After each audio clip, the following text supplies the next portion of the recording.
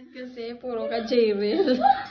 Tingnan mo na gawa na ang kanin napunta dyan.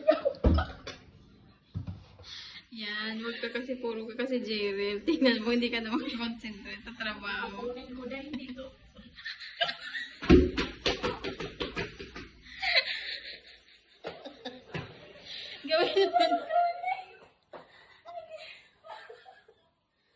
Gawin mo na.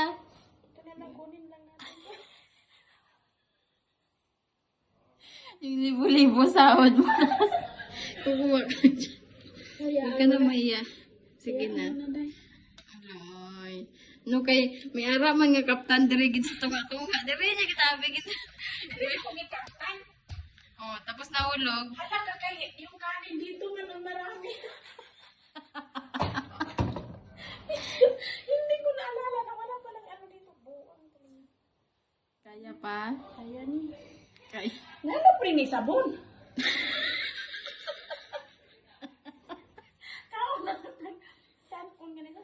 Yate, gamay pa kayo ninyo yung kam. Ito nga lang tani day.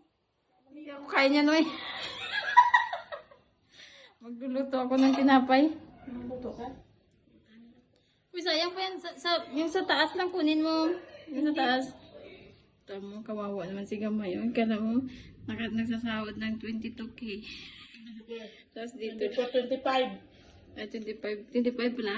25 sahod mo? Malaki pala sahod mo sa akin? Hindi mo ha.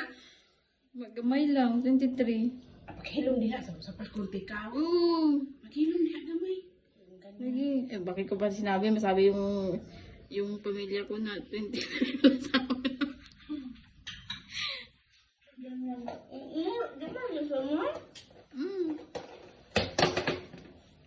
Ano, kawawa naman, oh. Kawawa naman kayo, guys, oh. Naulog pa.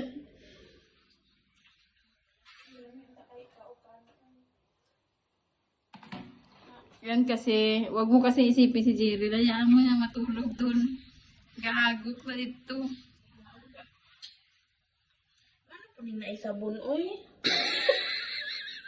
Pun-pun, nung tara ko ng isabon, ha?